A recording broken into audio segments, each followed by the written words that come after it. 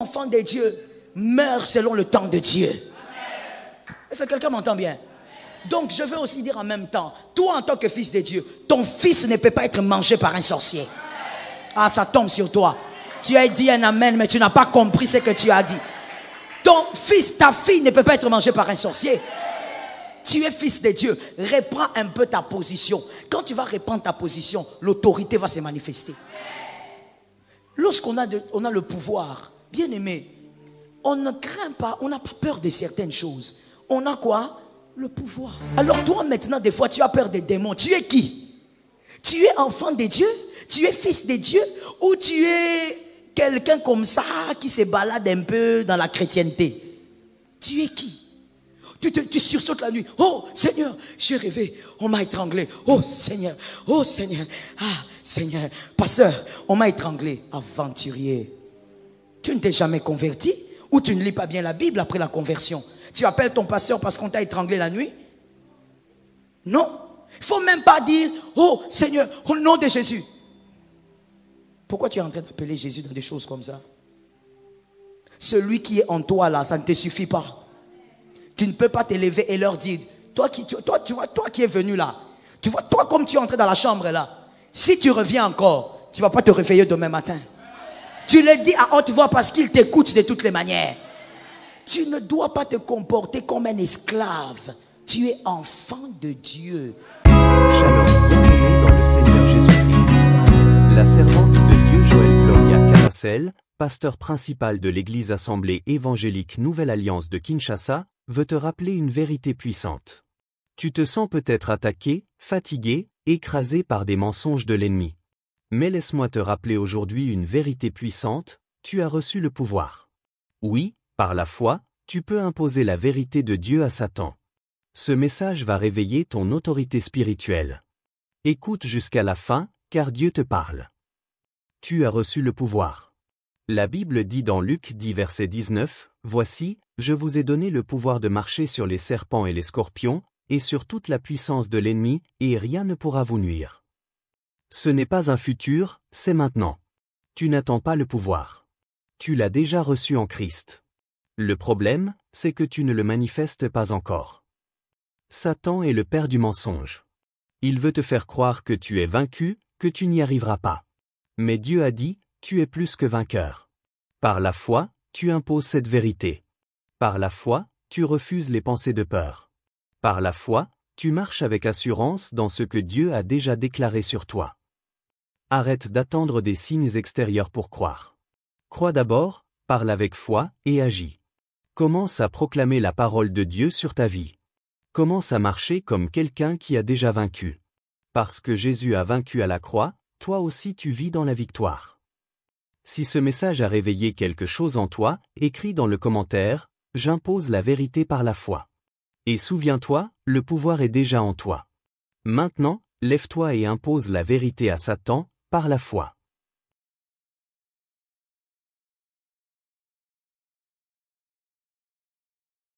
Abonnez-vous, aimez et partagez afin d'apporter l'évangile de Jésus-Christ aux nations, car il y aura plus de joie dans le ciel pour un seul pécheur qui se repent. Que la bénédiction de Dieu soit votre partage dans le nom puissant de Jésus-Christ. Amen. L'autorité et le pouvoir du guerrier. Selon le professeur Chaude Jovo de l'Université libre de Bruxelles, c'est un éminent professeur, pour lui, ces deux choses sont à dissocier, l'autorité et le pouvoir. Et j'ai préféré prendre sa façon de penser, sa définition de choses, parce que je suis aussi d'accord avec ça. Le pouvoir et l'autorité sont deux choses différentes. Ce professeur dit ceci, que l'autorité est liée au charisme, et que le pouvoir est lié à une position quelconque. Une position quelconque dans une entreprise, dans un État. Le pouvoir est lié à la position dans la société. Mais l'autorité est liée au charisme. je pense aussi que c'est correct, que ce professeur a raison. Nous pouvons le démontrer bibliquement. C'est ce qui nous intéresse. La définition aussi ou la façon de penser de la Bible. Bibliquement, nous voyons par exemple dans 1 Samuel 17, 45. Dans 1 Samuel 17, 45, nous voyons que David avait de l'autorité. Même quand il a parlé avec Goliath, vous sentez de l'autorité. David parlait à Goliath comme si c'était son fils. David parlait à Goliath comme si c'était son enfant. David, face à Goliath, avait du charisme. Et même dans toute la vie de David, avant de devenir roi, on sentait le charisme en David. Mais David avait le charisme sans avoir le pouvoir sur Israël. Il ne pouvait rien faire. Il ne pouvait rien décider dans la nation d'Israël. Vous comprenez la différence de manière pratique? David avait le charisme. Quand il se tient devant Goliath, il parle. Quand il est avec ses frères, il exprime ce qu'il pense. Il n'a pas honte d'exprimer ce qu'il pense. Et dans ce qu'il dit, on sentait le charisme. Pourquoi? Parce que quand David a parlé, il n'avait pas parlé à Saül. Lorsque David avait parlé pour dire qu'il allait tuer Goliath, il n'avait pas parlé à Saül. Il avait d'abord parlé aux soldats et aux personnes qui étaient autour des soldats. Ce sont ces gens-là qui ont pris David pour l'amener chez Saül. David n'était pas parti par lui-même chez Saül. Comme pour dire, lorsque les hommes ont entendu le charisme de cet homme, ils ont dit, le roi doit t'écouter. Ce que tu as à dire, tu dois le dire devant le roi. Ces hommes l'ont amené devant le roi parce qu'ils étaient convaincus de quoi? De son charisme. De son charisme. Et pourtant David n'avait pas le pouvoir de décider sur la nation d'Israël. Il n'avait même pas le pouvoir d'aller vers Goliath seul. Vous voyez la différence? Maintenant, il y a un autre qui est l'opposé. C'est Saül. Selon 1 Samuel 17, 38. Saül, lui, il avait le pouvoir. Il était le roi d'Israël. Mais Saül n'avait pas le charisme. Saül était incapable d'affronter les batailles comme Goliath. Il est allé se cacher dans sa maison comme un petit garçon. Et même quand David arrive, Saül propose à David de prendre ses armures. Quelle honte! Le roi est en train de céder son autorité. Il n'avait aucune autorité. Il n'avait aucun charisme, mais il avait le pouvoir. C'était lui qui décidait sur Israël. Malgré le charisme de David, il n'avait pas l'autorité de décider sur Israël. Vous voyez la différence entre le charisme et le pouvoir. L'autorité et le pouvoir. D'accord. Donc, vous verrez avec ces deux personnes qu'il peut arriver qu'on ait de l'autorité sans avoir le pouvoir. Il peut arriver qu'on ait du pouvoir, mais sans avoir de l'autorité. On a le pouvoir de décider sur les gens qu'on dirige, mais on n'a pas le charisme. On a l'autorité de dire à partir d'aujourd'hui, telle chose va se faire dans ce quartier, mais on n'a pas le charisme. Les gens ne vous suivent pas parce que vous n'avez pas le charisme. Parce qu'en réalité, les gens ne suivent pas le pouvoir seulement, mais ils suivent le charisme. C'est comme ça que quelqu'un sans pouvoir avec charisme peut avoir des gens derrière lui. Est-ce que quelqu'un entend? C'est ce qui s'est passé avec David avant qu'il ne soit roi. Il n'était rien, mais il y a une foule de gens qui sont venus derrière David parce qu'il avait le charisme. Est-ce que quelqu'un comprend? C'est la souffrance aussi de certains dirigeants. Quand il n'a que le pouvoir, il n'a pas de charisme. Lorsqu'il parle, lorsqu'il donne des ordres, on ne suit pas et il se plaint. Le problème c'est quoi? Tu as le pouvoir, mais tu n'as pas de charisme. En tant qu'enfant de Dieu maintenant, en ce qui te concerne, toi guerrier, pose la question à ton voisin, toi tu as quoi? Est-ce que tu as bien posé la question? Pose la question à un autre voisin qui répond bien, toi tu as quoi? Jean 1, 12. On lit. Jean 1, 12. Jean chapitre 1, verset 12. Ne va pas dans l'ancienne alliance, dans l'Ancien Testament, c'est dans la Nouvelle Alliance. Ça fait partie des 4 évangiles. Jean, combien? D'accord. Nous lisons au nom de Jésus. Mais à tous ceux qui l'ont reçu, à ceux qui croient en son nom, elle a donné le pouvoir de devenir enfants de Dieu, lesquels sont nés non du sang, ni de la volonté mais ici il ne s'agit pas du nom de famille. Ici il ne s'agit pas d'une naissance charnelle. Il s'agit d'une naissance spirituelle. C'est pour les convertis. Ce verset c'est pour les convertis. Un enfant de Dieu, un fils de Dieu, je te le dis d'emblée, un fils de Dieu normalement doit avoir et le charisme et le pouvoir. Est-ce que quelqu'un m'entend? Et l'autorité et le pouvoir. Il faut écrire ça déjà. Tout fils de Dieu est appelé à avoir l'autorité et le pouvoir. Un fils de Dieu ne peut pas manquer l'autorité ou le pouvoir. Il y a quelque chose que tu vas réparer pendant cette semaine de prière. Ça tombe sur toi. Il y a quelque chose que tu dois réparer. Tout enfant de Dieu est appelé d'avoir l'autorité et le pouvoir. C'est-à-dire quoi? C'est-à-dire que tu es appelé à avoir, parlons d'abord de l'autorité, tu es appelé, puisque l'autorité c'est le charisme, tu es appelé à porter en toi la chose qui te permet d'exercer dans le surnaturel. Est-ce que quelqu'un m'entend? Tu es appelé à porter en toi la chose qui te permet d'exercer dans la puissance et dans le surnaturel.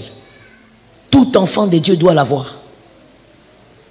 Si tu n'es pas surnaturel, tu seras submergé par le naturel.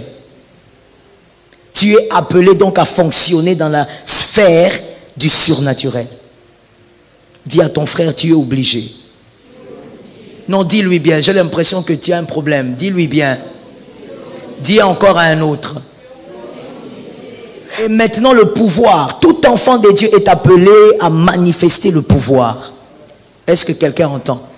Manifester le pouvoir dans le royaume de Dieu, mais manifester aussi le pouvoir dans le monde satanique.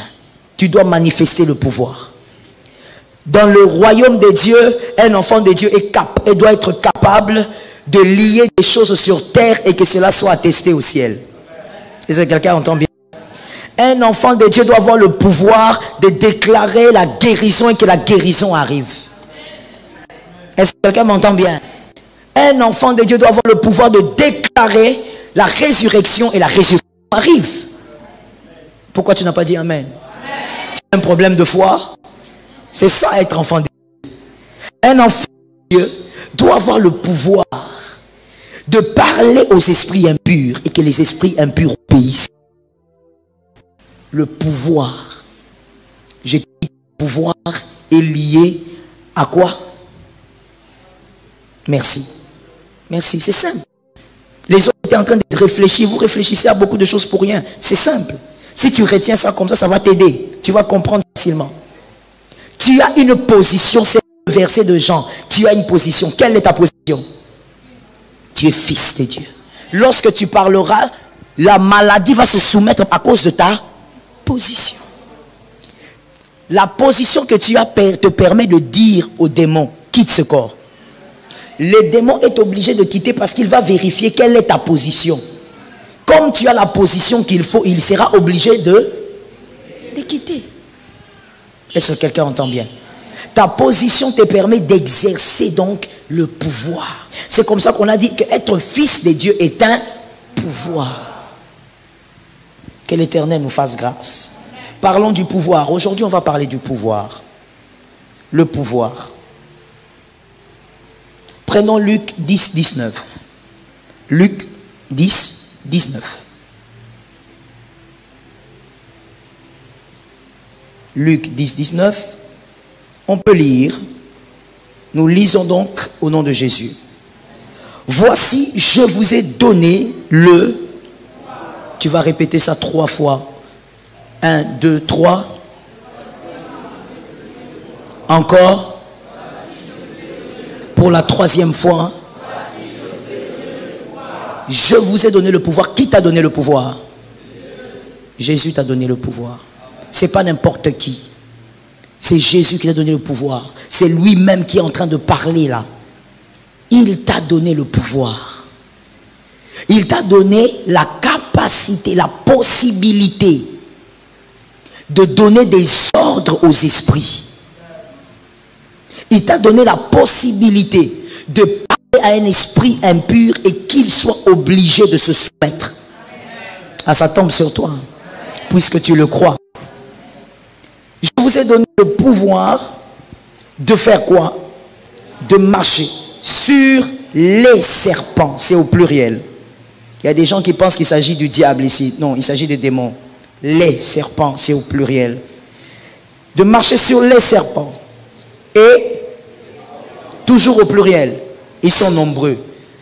Jésus utilise les images des bêtes pour parler d'eux. Parce que pour Jésus, ils n'ont pas de poids. Pour Jésus, ils n'ont pas de force. Ils ressemblent aux bêtes qu'on peut écraser. Il n'y a pas de conquérants pour Jésus. C'est pourquoi Jésus ne parle pas d'eux avec des noms. Il cite les noms des démons, il n'en a pas besoin. Il les appelle au nom des serpents et des scorpions. Des serpents et des scorpions et sur toute la puissance. Et là maintenant vous voyez que le diable apparaît. Est-ce que vous voyez? Vous voyez? Regardez les Écritures. Il apparaît où?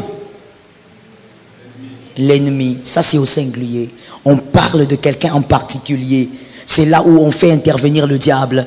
Et Christ dit, d'abord sur toute la puissance de l'ennemi. C'est-à-dire sur toute la puissance du diable. Tu dois marcher. Il t'a donné le pouvoir de le faire. Il t'a donné une position qui te permet de le faire. Le diable, totalement diable, n'a aucune force devant toi. Je parle des fils de Dieu. Il n'y a qu'un fils de Dieu qui va se reconnaître pour dire Amen, qu'il en soit ainsi. Le diable entièrement, lui, il n'a aucun pouvoir sur toi. On n'est même pas au niveau des démons. Parce que les démons puisent leur force de lui. Mais lui n'a aucun pouvoir. Jésus dit, il t'a permis de faire quoi? Sur la puissance de l'ennemi? De marcher. Il faut répéter ça, c'est important. De faire quoi? De marcher. Pas de parler. Marcher. Tu as le pouvoir de marcher. Et ce qui est extraordinaire avec ce verset, c'est que quand je marche, lui ne bouge pas. Parce qu'on m'a dit de marcher sur les serpents. Si je marche sur le mouchoir, c'est que le mouchoir est sur place. Si je marche sur le carnet, c'est que le carnet est sur place. Si je marche sur le serpent, c'est que le serpent est immobile. Donc non seulement je marche sur lui, mais quand je marche, il n'a pas le droit de bouger. Ça tombe sur toi. Et Jésus continue en disant, rien, ni les stratégies d'hier, ni les stratégies d'aujourd'hui, moins encore les stratégies de demain, rien ne pourra vous. Quand Jésus dit rien, il n'y a rien. Informe et vide. Rien ne pourra vous nuire. Seul celui qui réalise sa position de fils peut vivre ça. Voilà pourquoi certains chrétiens sont liés. Certains chrétiens subissent encore les malédictions de famille. Certains chrétiens sont incapables de chasser. Mon Dieu, il y a même certains chrétiens qui déménagent en disant, la maison là, il y a des démons. Tu déménages parce que dans la maison, il y a des démons. Mais la Bible dit que rien ne doit te nuire. La Bible ne dit pas que tu vas appeler le pasteur et il va invoquer Dieu et rien ne pourra te nuire. La Bible dit, je vous ai donné. Vous qui croyez, il vous a donné le pouvoir. Donc normalement, toi tu ne peux pas fuir une maison parce que la maison, il y a des manifestations de démons. Et quand tu fuis une maison comme ça, les démons regardent et disent, oh voilà, un autre qui ne connaît pas sa position, ça marche. Est-ce que quelqu'un entend? C'est comme ça que l'apôtre Paul peut dire, tant que l'héritier est un enfant, les lecteurs de la Bible, il diffère en rien d'un esclave. Qu'est-ce que l'apôtre Paul a envie de dire? Il veut aussi dire, parce que ça veut dire beaucoup de choses, il dit que lorsque l'enfant est petit, il ne connaît pas sa position. Même l'esclave peut venir le gifler. L'esclave qui est comme en Israël un animal peut venir gifler un héritier parce que l'héritier ne se connaît pas. Toi tu fouilles un quartier parce qu'il y a des démons. Tu fouilles un quartier parce qu'il y a des sorciers. Il y a quelqu'un qui ne s'est jamais connu. Selon la parole de Dieu, déjà selon Jean et selon Luc, tu ne peux pas selon ta position fuir un démon. Le démon est obligé de partir quand toi tu donnes des ordres. Ta manière de dire amen me fait comprendre que tu ne connais pas qui tu es. Tu n'as jamais lu la Bible. Voilà pourquoi même quand tu entends des prédications, habitue-toi à lire la Bible. Tu ne peux pas me dire non, non, non, non, non. Moi, je n'irai pas dans tel hôpital, il y a beaucoup de sorciers. Écoute-moi bien. Dans les avions que tu montes, ceux qui conduisent ces avions, les pilotes sont chrétiens. La majorité des pilotes ne sont pas chrétiens. Ce sont des hommes très mystiques. Parce que pour eux, naviguer là dans les airs, il faut être mystique. Ce sont des hommes mystiques. Et des fois même qui voient des choses mystiques. Mais tu ne montes pas dans l'avion. D'ailleurs, tu es en train de prier pour voyager avant la fin de l'année. Tu vas monter dans une histoire faite de main d'homme, conduit par un homme mystique pendant plus de 5 heures en haut. Tu veux monter. Si je te propose, si je te dis donne-moi ton passeport, on va te mettre le visa des États-Unis, toi là, tu vas venir avec 4 passeports. Alors que le pilote est franc-maçon. Mais comment tu n'as pas peur de monter dans l'avion? Mais tu dis quoi? Non, non, non, non, non. Moi, je ne peux pas aller dans tel hôpital. Il y a beaucoup de... Frère, normalement, selon ces 2 versets-là, toi, avec ta position de fils de Dieu, tu vas aller dans l'hôpital que tu veux. Tu entres là-bas, tu te fais consulter. Aucun sorcier n'a le pouvoir de... Satan ne peut pas...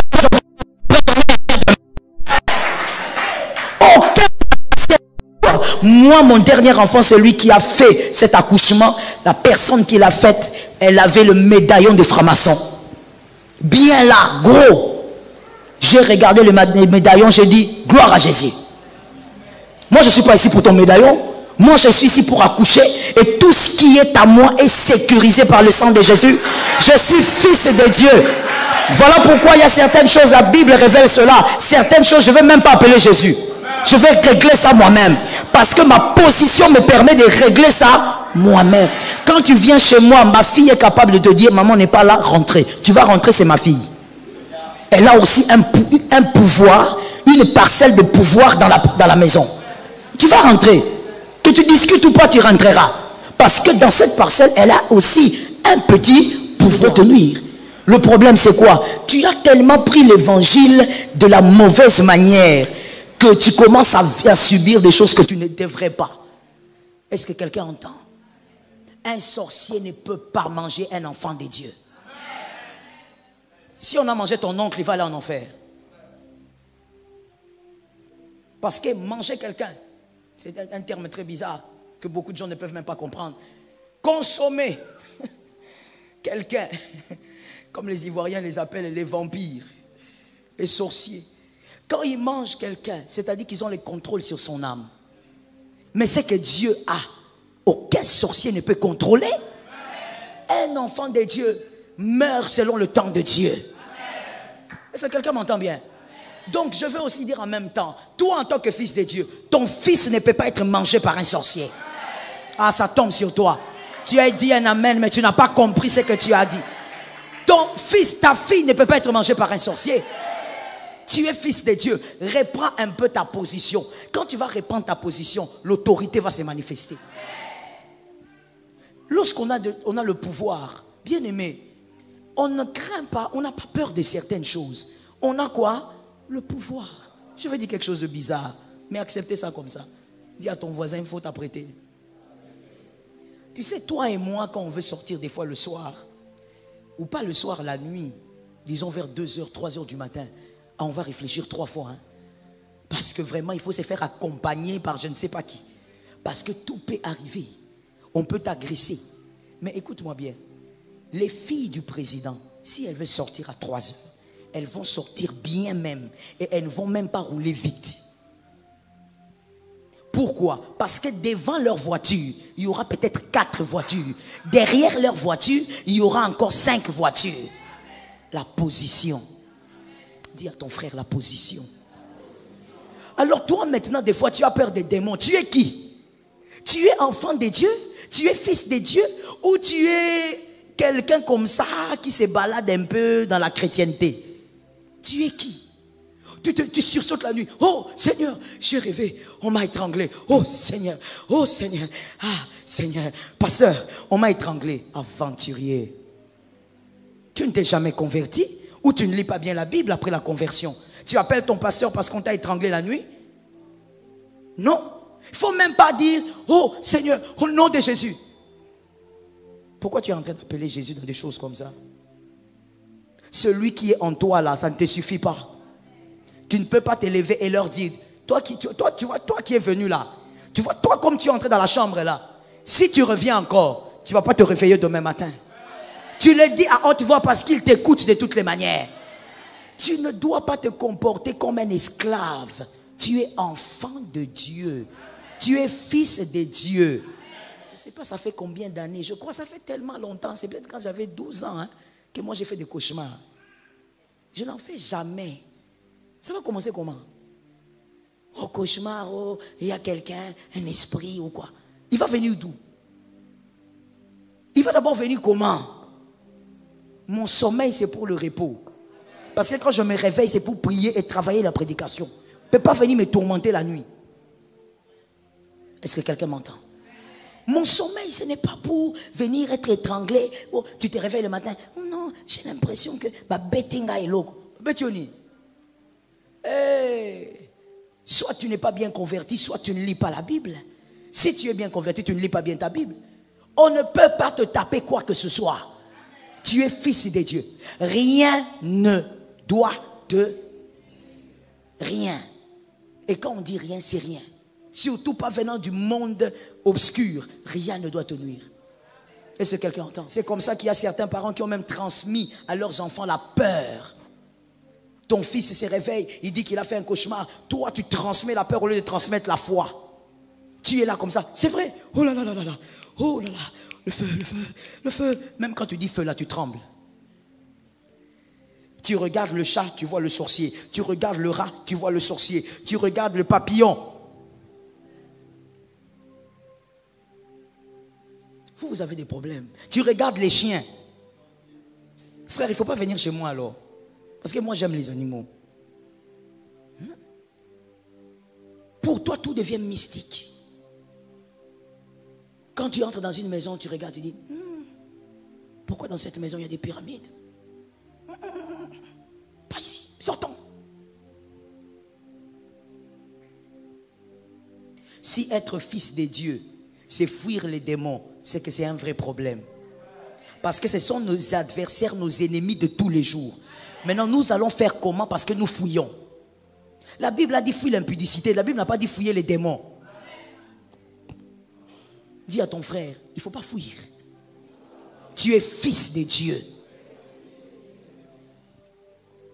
Tu dois connaître, tu dois te rappeler de ta position. Regardez ce qui se passe avec Jésus dans Luc 13, 16. Jésus a ordonné qu'une femme qui souffrait depuis 18 ans soit libérée de son infirmité. Mais Jésus révèle que c'était les démons qui liaient cette femme, qui avaient emprisonné cette femme. Jésus ordonne donc la délivrance de cette femme. Et par là, vous comprenez que votre pouvoir n'est pas lié qu'aux esprits impurs, mais vous avez aussi le pouvoir d'ordonner que la bonne santé revienne dans un corps. Est-ce que quelqu'un m'entend? Moi, je suis d'accord, il y a des gens qui trouvent que c'est exagéré, mais écoutez, c'est la foi de chacun. On a parlé de la foi des autres ici. Il faut savoir accepter la foi des autres. Moi, je ne suis pas totalement contre les hommes de Dieu qui disent un enfant de Dieu ne doit pas tomber malade. Je ne suis pas contre. Il y a une partie de la vérité. Si toi tu tombes malade, ce n'est pas une raison pour appuyer le fait qu'un enfant de Dieu peut tomber malade. qui ont dit, pour eux, un enfant de Dieu ne devrait pas, ils n'ont pas totalement tort. Parce que selon la volonté de Dieu, tu dois être capable de donner l'ordre même à ton corps. La maladie visite. Bien aimé, tu es d'accord avec moi que la maladie provient du mal. Il faut savoir. La maladie émane du mal. Quand la maladie entre dans le corps, tu dois être capable de dire au nom de Jésus, tu dois laisser mon corps. Parce que moi, je dois être en bonne santé. Je souhaite que tu prospères comme à tous égards, c'est-à-dire même ton corps. Un enfant de Dieu tout le temps malade, tu trouves ça normal? Il y a même des gens qui se plaisent dedans, ils font le communiqué. J'ai mal au dos, j'ai mal aux pieds, j'ai mal à la tête, j'ai la malaria. Tu es content? Ce n'est pas une gloire. Ce n'est pas une gloire. Les enfants de Dieu qui ne sont pas visités par la maladie, qu'est-ce qu'ils ont? Toi, tu vas me dire les anticorps. Il n'y a que les anticorps, tu es sûr? Par le pouvoir de Jésus, quelqu'un peut vivre en bonne santé. Ça tombe sur toi, tu as cru. Peut vivre en bonne santé. Comment servir le Seigneur quand on est malade? Comment évangéliser quand on est malade? Le Saint-Esprit, là où il vit, peut-il laisser le temple se détruire? Vous oubliez des fois que quand tu dis je suis malade, c'est le temple du Saint-Esprit. Quand tu le dis, qu'est-ce que le Saint-Esprit pense? J'ai aimé ce qu'un homme de Dieu avait dit. Il a dit, avant de dire une chose, pose-toi la question, si Jésus était là, il aurait dit quoi? Puisque le Saint-Esprit est en toi, quand toi tu dis qu'il est malade, réfléchis un peu, qu'est-ce que Louis dit? Pendant que tu dis aux gens là, je suis malade, Louis en toi, quelles sont les émotions du Saint-Esprit?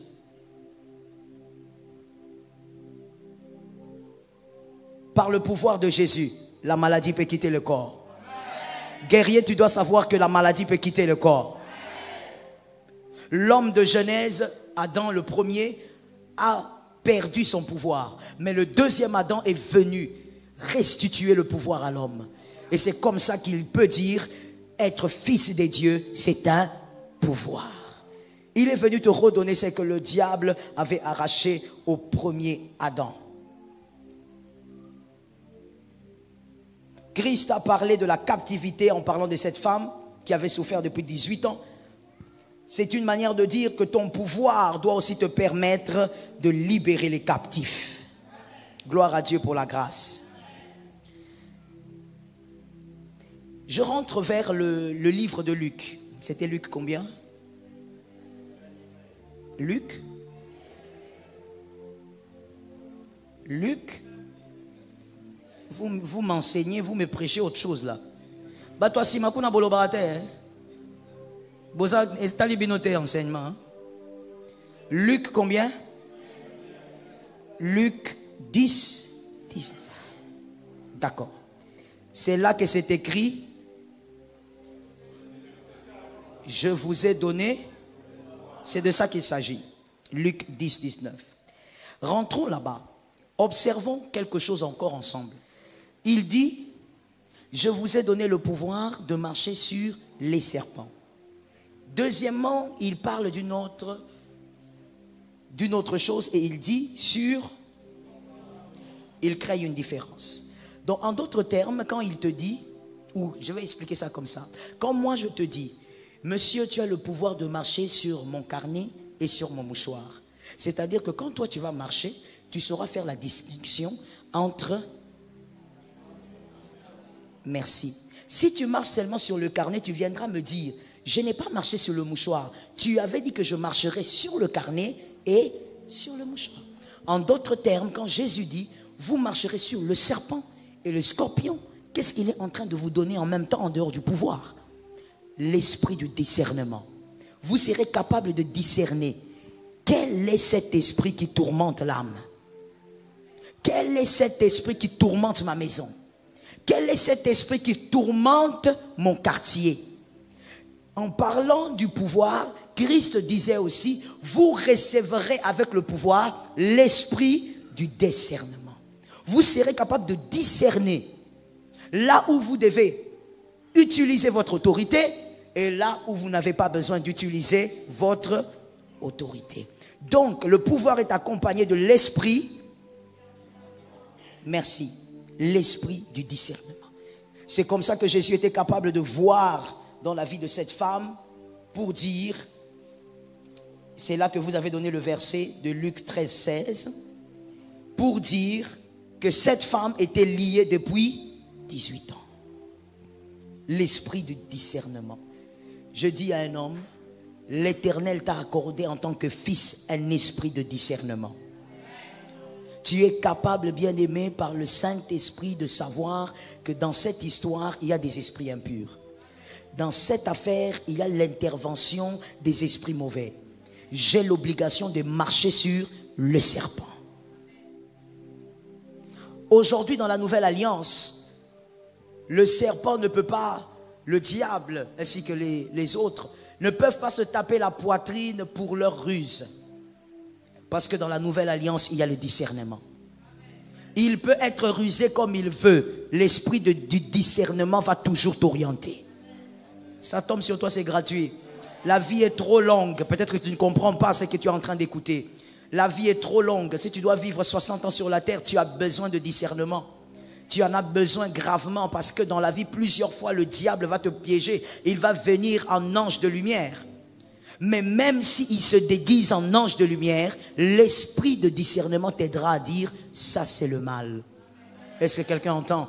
En d'autres termes, même quand quelqu'un voudra te piéger, venant avec de faux sourires, avec un cœur hypocrite, pour te faire du mal, même quand il te donne du pain, le Saint-Esprit va agir.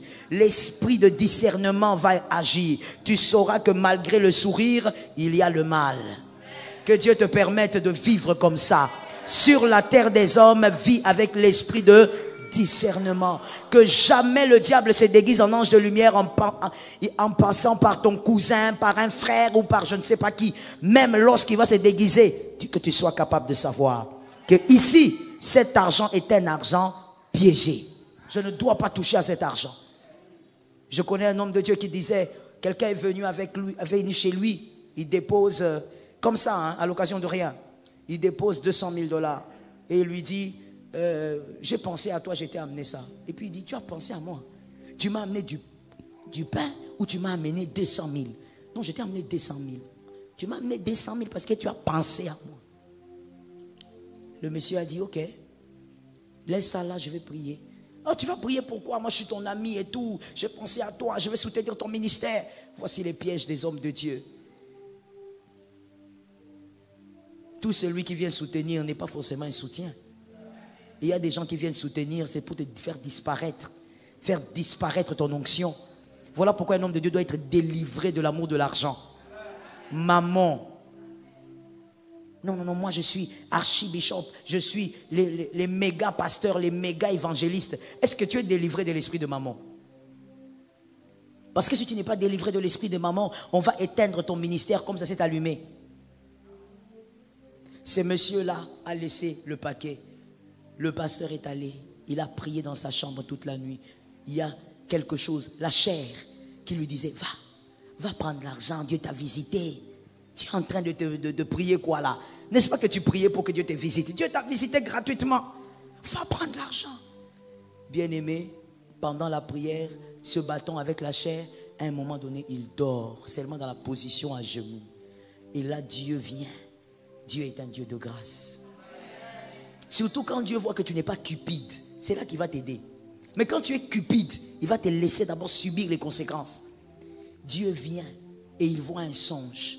Il voit clairement comment est-ce qu'on est en train de l'habiller une robe bizarre, des couleurs bizarres, il y a des rituels bizarres autour de lui. Il sursaute. Il dit, Jésus, c'est quoi ce que j'ai vu? Et tout de suite il comprend que cet argent-là était venu pour acheter son ministère. Il a attendu le matin, il a appelé son ami, il dit, viens prendre l'argent. Son ami vient, le regarde dans les yeux, il prend, il dit, oh bon, le pasteur l'a regardé, il dit, donne-moi seulement un peu de temps. Et c'est toi qui verras que Nako Bonga. Et bien aimé, entre nous soit dit, Lélo à Bonga. Ça fait partie des hommes de Dieu influents dans cette ville. Et même dans la nation. Mais s'il avait pris, si c'était toi, est-ce que tu aurais prié? Après une retraite de prière, Seigneur, visite-moi. Tu aurais prié. Ou tu aurais carrément pris l'argent en disant au frère, mets-toi à genoux, je vais prier pour toi. L'huile. Je vais déposer sur toi l'huile. L'esprit du discernement. Quand tu as l'esprit du discernement, bien-aimé, tu ne vas pas te laisser aller dans n'importe quoi. Et Dieu va te préserver du mal. Gloire à Dieu.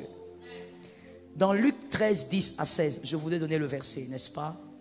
Luc 13, 10 à 16. C'est un long verset, mais c'est bien de lire. Ça va nous permettre de comprendre ce qui va être dit clairement. Luc 13. J'espère que vous prenez aussi vos Bibles pour vérifier. Luc 13, 10 à 16. Est-ce qu'on peut lire la parole de Dieu? Donc au nom de Jésus. Jésus enseignait dans une des synagogues le jour du sabbat. Et voici, il y avait là une femme possédée d'un esprit qui la rendait infirme depuis 18 ans. 18 ans, ce n'est pas 18 mois. Elle était courbée et ne pouvait pas du tout se redresser. Pas du tout. Donc même pas un peu. Elle était courbée depuis 18 ans. Lorsqu'il la vit, Jésus lui adressa la parole et lui dit: Femme, tu es délivrée de ton infirmité. Au nom de Jésus, que l'onction soit sur toi. Que tu sois capable en tant que fils d'amener la restauration dans les vies. Et il lui imposa les mains. À l'instant, elle se redressa et glorifia Dieu. Mais le chef de la synagogue, il ne manque jamais, indigné de ce que Jésus avait opéré cette guérison un jour de sabbat, dit à la foule: il y a 6 jours pour travailler. Venez donc vous faire guérir ces jours et non pas le jour du sabbat. Et Jésus réplique, moi j'aime Jésus pour des phrases comme ça: hypocrite, lui répondit le Seigneur, est-ce que chacun de vous, le jour du sabbat, ne détache pas de la crèche son bœuf ou son âne pour le mener boire? Et cette femme, qui est une fille d'Abraham, et que Satan tenait, répète ça 3 fois, tenait lié. Encore. Encore. Depuis 18 ans, ne fallait-il pas la délivrer de cette chaîne le jour du sabbat? Ça, c'est le cœur de l'homme. Pour avoir été moi-même adventiste à ma naissance, c'est-à-dire respectant les Shabbats, je comprends le scandale ou l'indignation de ce chef de la synagogue. Parce que le jour du Shabbat, tu ne peux même pas lever un livre. Le jour du Shabbat, tu ne peux pas repasser. Tu ne peux pas préparer. On prépare le vendredi, mais le vendredi avant le coucher du soleil. Parce que le Shabbat commence au coucher du soleil. J'ai respecté ça depuis mon enfance. Pas mon enfance, quand je suis né dans le Shabbat. Donc moi, quand je lis ça, je ne lis pas ça comme toi. Moi, je comprends l'indignation de cet homme. Toi, tu vas lire, tu vas dire: oh, cet homme est incrédule, hein? Qu'est-ce que ça fait? Oh, c'est parce que tu ne connais pas ce que c'est. C'est une indignation que de voir quelqu'un le jour du Shabbat en train de balayer sa maison. On ne balaye pas la maison. On balaye vendredi, avant le coucher du soleil. Quand on arrangeait la maison, on arrangeait la chambre, on regardait le coucher du soleil. Tu arranges vite, vite, vite, vite. Dès que le coucher du soleil arrive, tu arrêtes tout. Sinon, tu pêches. C'est ça le Shabbat. Et donc, quand cet homme est en train de dire: pourquoi vous venez vous faire guérir? Parce qu'on ne pouvait même pas déclarer une guérison, une restauration ce jour-là. Il faut attendre le coucher. Et finalement, Jésus arrive.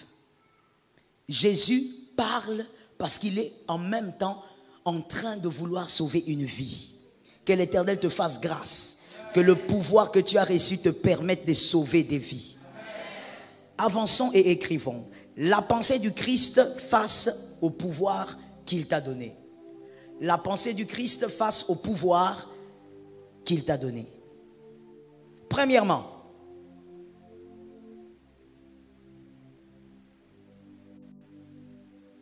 Le pouvoir que Christ t'a donné, le pouvoir d'être enfant de Dieu, le pouvoir même de Luc 10, 19, c'est d'abord, j'ai dit bien, parce qu'il y a plusieurs raisons. D'abord, c'est un pouvoir qui doit te permettre de libérer les âmes de l'enfer. Est-ce que quelqu'un m'entend? Que ton amen te permette de libérer des âmes de l'enfer. Libérer les âmes de l'enfer. Les personnes qui sont aliénées, emprisonnées par le diable. Bien aimé, on ne reçoit pas le pouvoir d'enfant de Dieu d'abord pour rester dans son confort, pour chercher la réussite. Chasser les démons parce que je dois réussir. Chasser les démons parce que je dois acheter des maisons.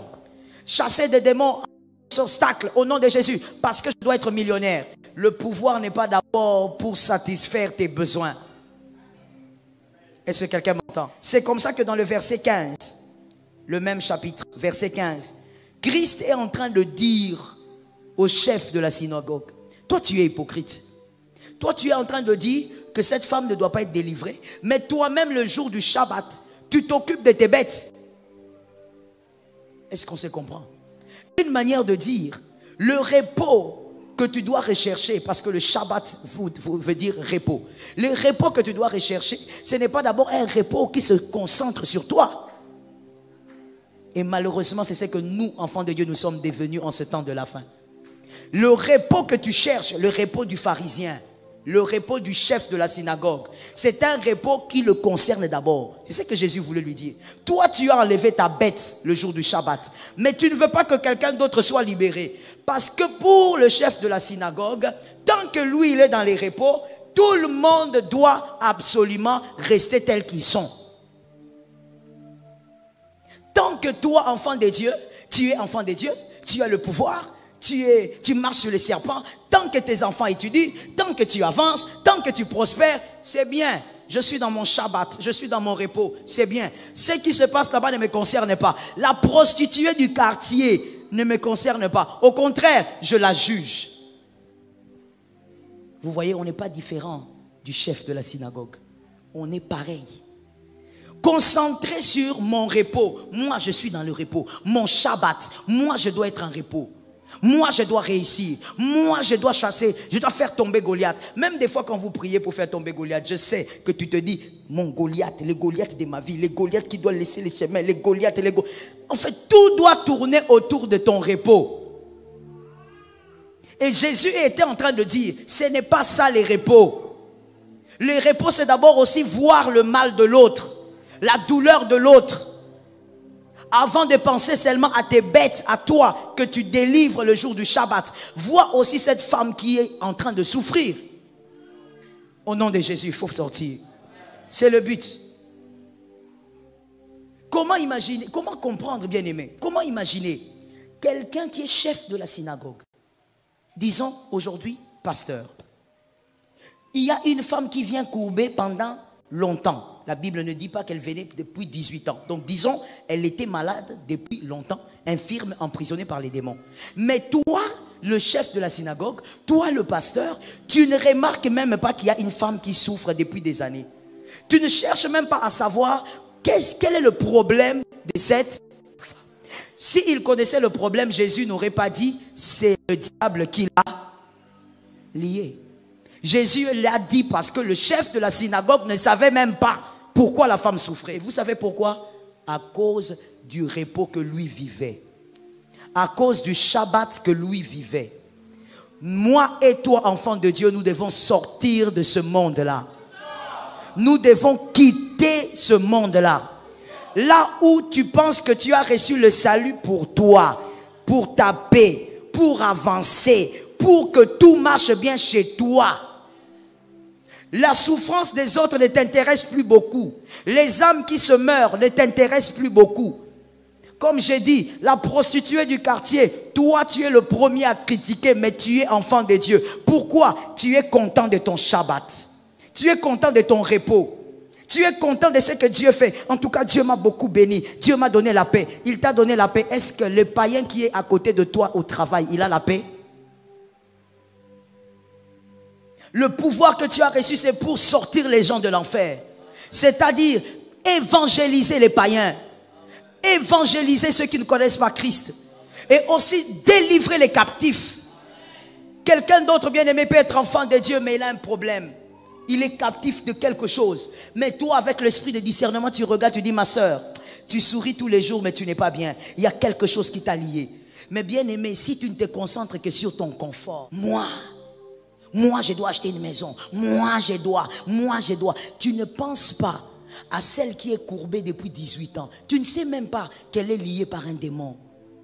Tu ne sais même pas que ton voisin, s'il boit beaucoup comme ça, c'est un alcoolique. Mais nous, les chrétiens, nous sommes devenus des grands critiqueurs. Dis à ton frère, nous sommes des critiqueurs. Nous sommes devenus des grands critiqueurs. On est là en train de dire, tu connais ce papa là? Ah, papa, on a mis la fort. C'est un ivrogne. Mais bien aimé, ne sais-tu pas que l'ivrognerie aussi est un esprit?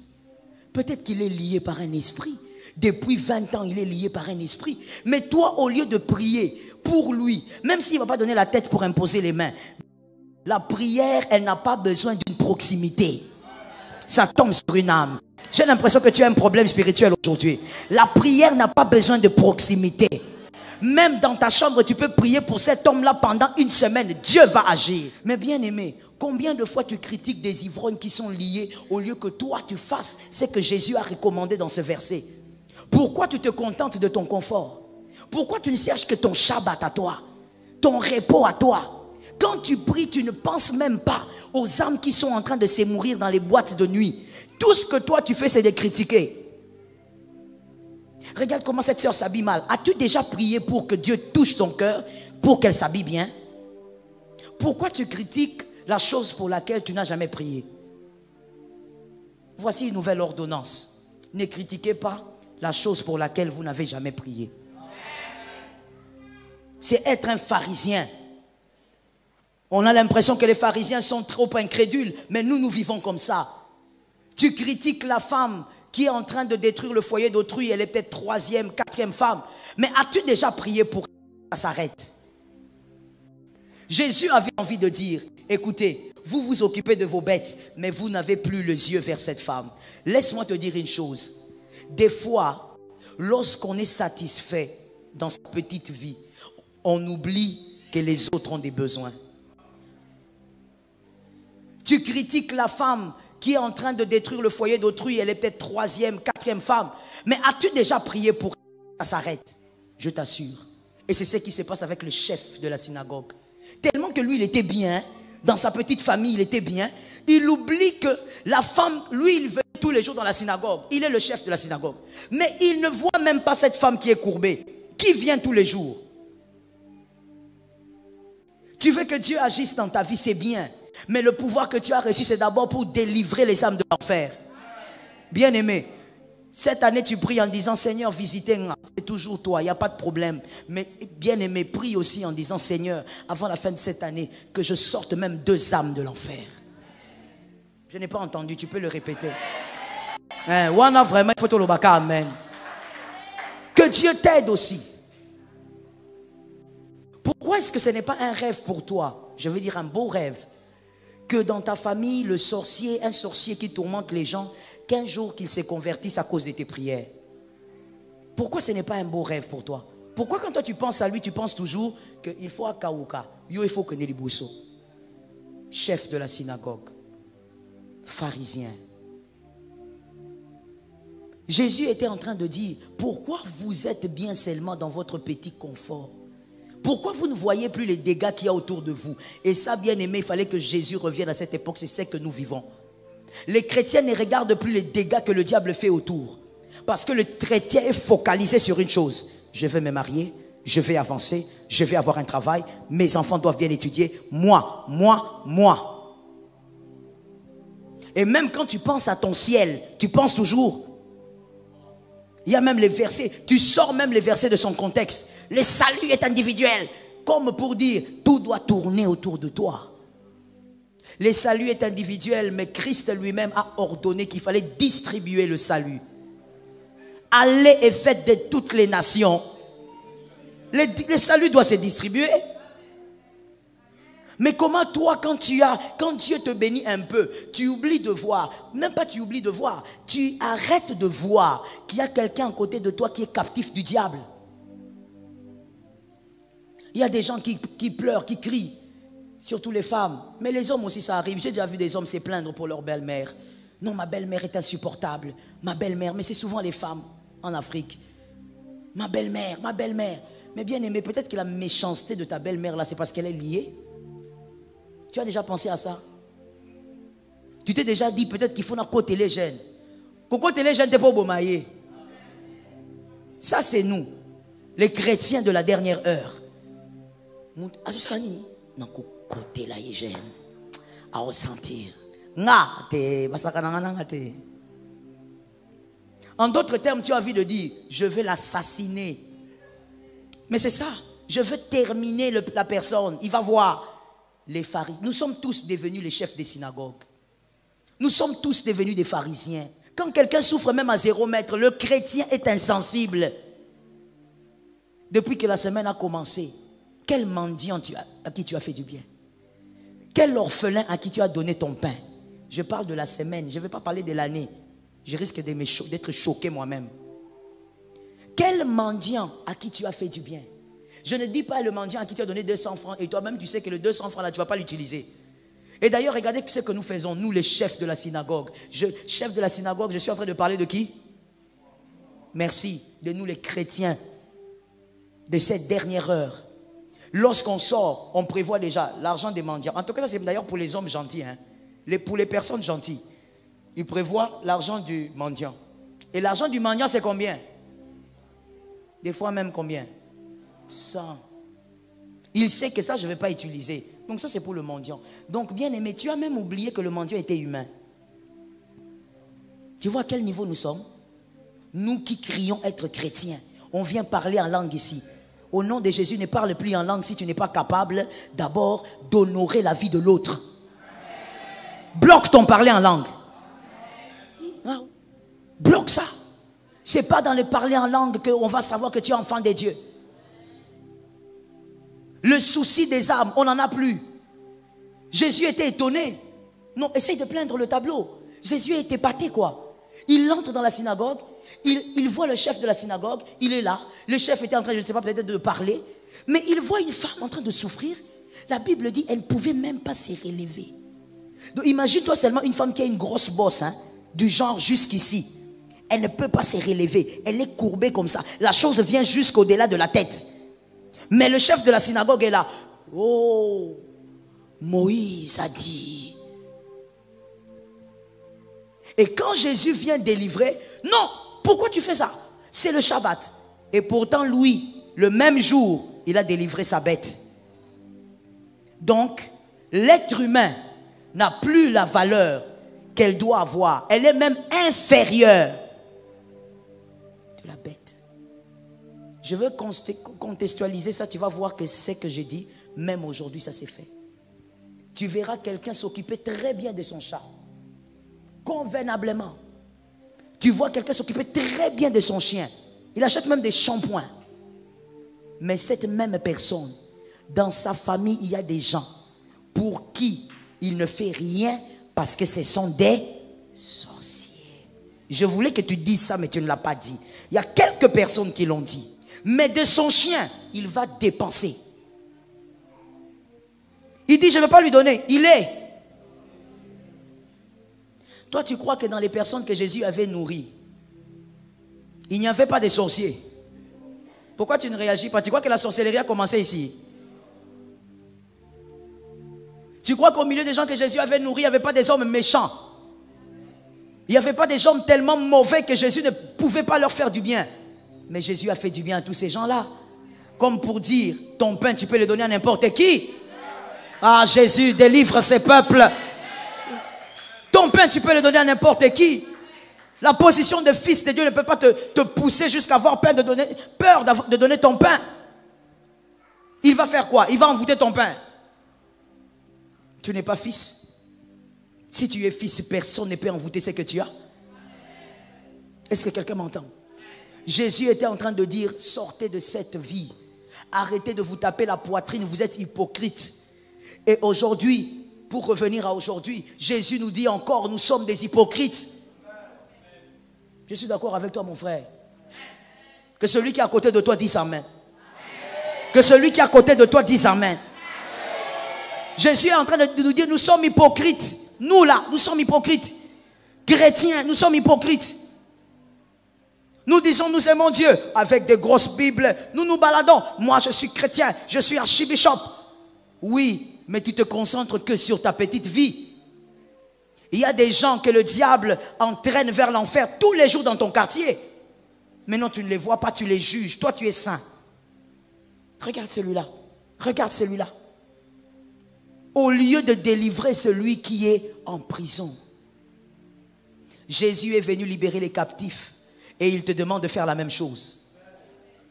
Le pouvoir que tu as reçu, c'est pour aller prier pour une personne qui est liée depuis 20 ans. Et la puissance de Dieu le sort de là.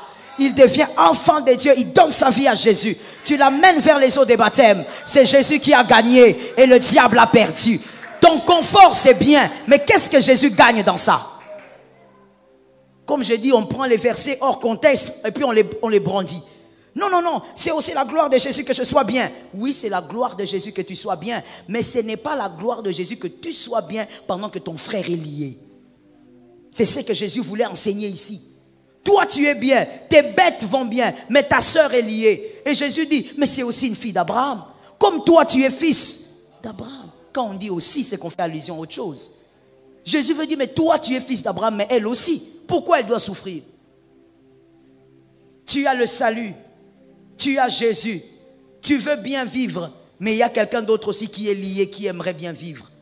Mais son seul problème, c'est que quand on est lié, on ne peut pas se détacher. Comme Jésus avait dit pour Lazare, allez, délier, va délier cet homme-là. Je n'ai pas entendu, ça veut dire que tu ne vas pas le faire. Va délier cette femme-là. Prie pour elle, la prière n'a pas de frontières. Prie pour elle. Il y a des gens qui sont en train de dire, non, non, non, moi j'attends des cas de prière. Je suis en retraite, j'attends des cas. Quel cas tu attends? Aventurier. Tu attends quel cas? Ton cousin est un cas de prière? C'est un voleur du grand chemin. Vous tous à la maison, vous avez peur de lui. Vous ne voulez même pas que ce cousin-là vienne chez vous. Parce qu'il vole même les cuillères. Mais voilà un cas pour lequel tu dois prier. Prie pour lui. Toi, tu attends qu'on t'amène un paralytique. Prie d'abord pour ces personnes qui sont autour de toi. Tu dois avoir les yeux ouverts pour voir la souffrance des autres. Que ton confort ne te rende pas aveugle. Tu peux le dire à ton frère. Tu dois être capable de voir qu'il y a des gens qui souffrent. Qu'il y a des gens qui ont besoin de la délivrance. Même lorsque, bien aimé, tu donnes ton argent au mendiant, est-ce que tu prends le temps de prier pour lui? Ou quand tu donnes ton argent, que tu es dans une voiture, tu as la vitre levée à peine, tu jettes ça, et puis tu montes la vitre, tu pars. Il y a certains esprits de pauvreté, de mendicité qui lient les gens. Si tu pries pour lui, peut-être que les écailles vont tomber de ses yeux. Il va comprendre que, pourquoi je suis comme ça? Non, non, non, non. Je dois commencer aussi un peu à me débrouiller comme les autres. Oui. Certaines mendicités sont des lianes.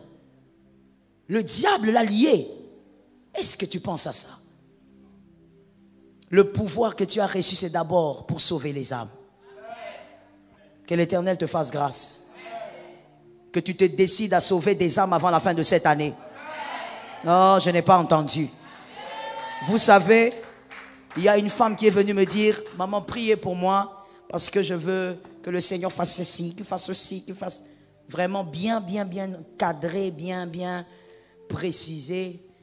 Et je dis, ok, mets-toi à genoux, c'est mon travail en tant que pasteur, je vais prier.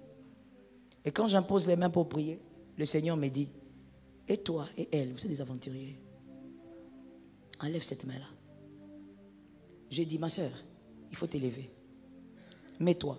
Maman, tu n'as pas encore prié, il faut d'abord te mettre. Et le Seigneur me dit, elle veut que je fasse tout ça dans sa vie. Depuis janvier, qu'est-ce qu'elle a fait pour moi?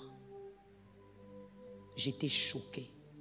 Maintenant, je ne pouvais pas aussi lui dire ça directement parce que la même question, moi-même, je me la pose. Ah, mais oui, c'est ça l'intelligence.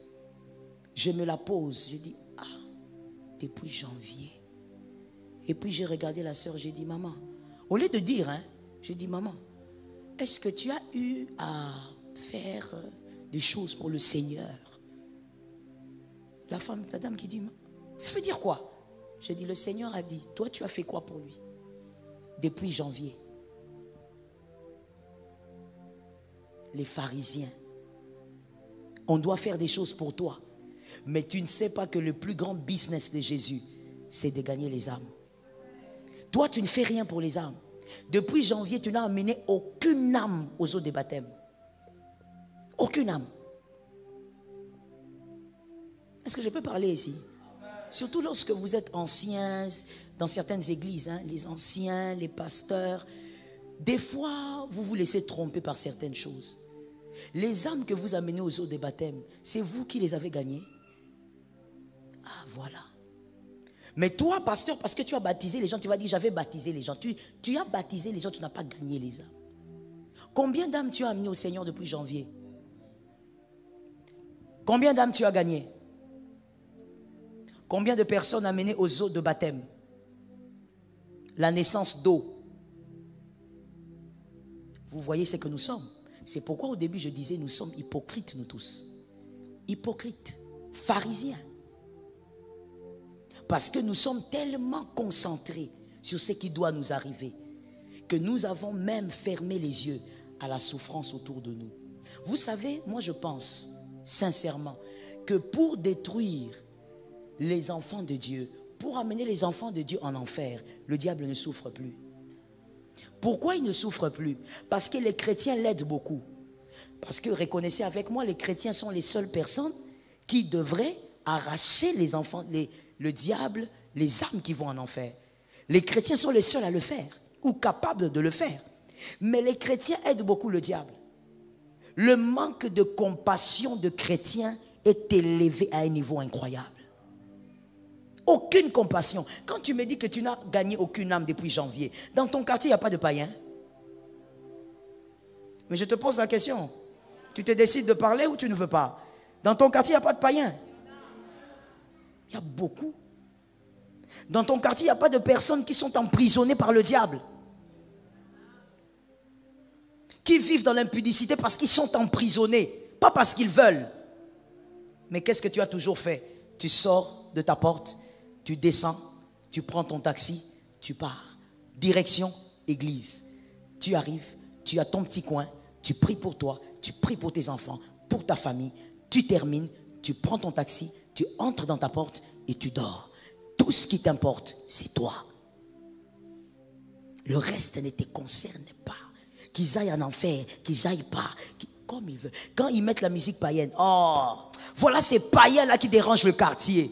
As-tu déjà prié pour ces païens que tu indexes? Mais peut-être qu'il est lié par un démon. Il y a un démon de cette musique-là qui le lie. As-tu déjà prié pour lui?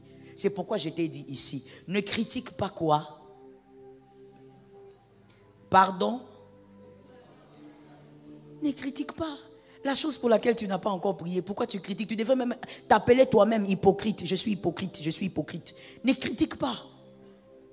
Ne critique pas. Tu n'as même pas eu le courage de déclarer ton pouvoir de fils de Dieu sur sa vie. Pourquoi tu parles de sa vie? Ne critique pas. Tu as été indifférent. Reste indifférent. Mais non seulement nous sommes indifférents, nous sommes hypocrites, comme Jésus l'a dit, mais nous voulons critiquer. Tu vois, toi, tu as un comportement des païens. Il a un comportement des païens, mais toi qui as un comportement chrétien, tu ne peux pas communiquer ce que tu as. Communique ce que tu as. Ce qu'on a se communique. Je répète ça. Ce qu'on a se communique. Je répète encore, tu vas souffrir, mais c'est comme ça. Ce qu'on a se communique. L'onction d'enfant de Dieu se communique. Tu peux faire aussi de celui-là un enfant de Dieu. Toi, c'est parce que tu avais rencontré quelqu'un sur ton chemin. Lui aussi, tu peux être l'homme qu'il va rencontrer sur son chemin. Au lieu de passer ton temps à critiquer les autres, sors de là au nom de Jésus. Gagne les âmes, dépeuple l'enfer. Arrête d'être un pharisien, un chef de synagogue. Regarde aussi celle-là qui est courbée. Est-ce que quelqu'un m'entend? Qui, bien aimé, depuis que l'année a commencé, a déjà prié pour quelqu'un qu'il voit au loin en disant, Seigneur, donne-lui aussi du travail. Il remarque seulement que ce monsieur-là est chômeur. Ce garçon-là monte, descend. Il a compris qu'il est chômeur. Et tu as prié pour lui pendant des heures. Qui? Mais tu ne pries que pour ton travail. Tout doit se passer chez toi. Soyons délivrés. Gloire à Dieu, bien-aimé, pour celui qui est ici, qui avait été captif et qui est libéré. Je suis d'accord avec toi. Gloire à Dieu pour celui-là. Tu étais captif, mais aujourd'hui tu es... Parce que toi, aujourd'hui, tu peux reconnaître un captif. Ce que tu as déjà été, tu peux le reconnaître. Si tu reconnais un captif, prie pour lui. Entre en jeûne pour lui. Il n'a pas besoin de savoir que tu pries pour lui. Sois humble dans la présence de Dieu. Prie pour lui, même s'il meurt sans savoir. Le ciel le sait. Tu auras une récompense. Une couronne de gloire t'attend. Une couronne qui brille t'attend dans le ciel. Shalom bien-aimés dans le Seigneur, j'espère que vous avez aimé cette vidéo. Abonnez-vous et partagez pour porter l'évangile de Jésus-Christ aux nations. Merci de faire partie de notre famille merveilleuse Jésus-Christ. Que Dieu vous bénisse abondamment.